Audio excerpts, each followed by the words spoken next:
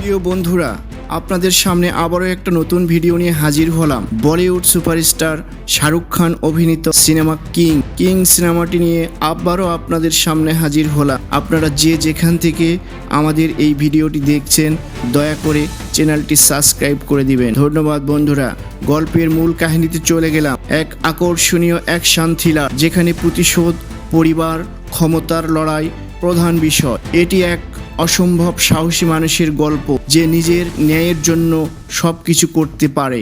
রাজীব সিংহ একজন প্রাক্তন police officer যিনি শহরের সবচেয়ে ভয়ানক মাফিয়া ডন রণবীর ঠাকুরের বিরুদ্ধে সাক্ষী দিয়েছিলেন, কিন্তু এর ফলশ্রুতিতে রাজীবের পুরো পরিবারকে নির্মমভাবে হত্যা করা হয়। তাকে মিথ্যা অভিযোগে কারাগারে পাঠানো হয়। 10 বছর পর রাজীব নিজের নাম বদলে কিং নামে এক ভয়ঙ্কর অপরাধী নেতা হয়ে ওঠে, যার একমাত্র লক্ষ্য রণবীর ঠাকুরের সাম্রাজ্য ধ্বংস করা। সে নিজের চারপাশের শক্তিশালী ও বিশ্বস্ত দল গড়ে তোলে এবং ধাপে ধাপে ঠাকুরের অপরাধ জগৎকে ধ্বংস করতে শুরু করে।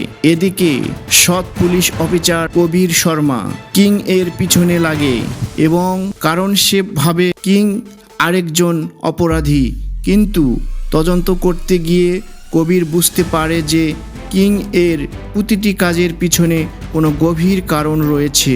রাজীবের জীবনে আবারও ভালোবাসা আসে মীরা, যিনি একজন বুদ্ধিমান হ্যাকার এবং সাংবাদিক। মীরা তার অতীত জানতে পেরে তাকে সাহায্য করতে চায়। অবশেষে রাজীব ও রণবীরের মধ্যে চূড়ান্ত সংঘর্ষ হয়। সেখানে রাজীব শপথ নেয় যে সে তার পরিবারের প্রতিটি মৃত্যুর বদলা নেবে।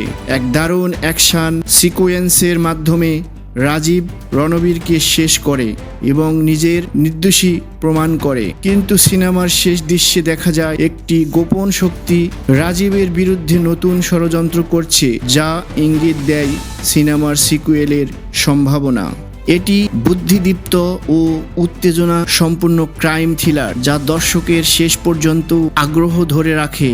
বিক্রম চরিত্রের মানসিক দ্বন্দ্ব এবং তার পেশাদারত্ব তদন্ত ক্ষমতা সিনেমার মূল আকর্ষণ। এর সাফল্যের পর 2025 সালে সিনেমাটি হিন্দি রিমিক্স তৈরি হয়, যেখানে রাজকুমারের রাও প্রধান চরিত্রে অভিনয় করেছেন। ধন্যবাদ। আবার দেখা হবে নতুন কোনো ভিডিওতে।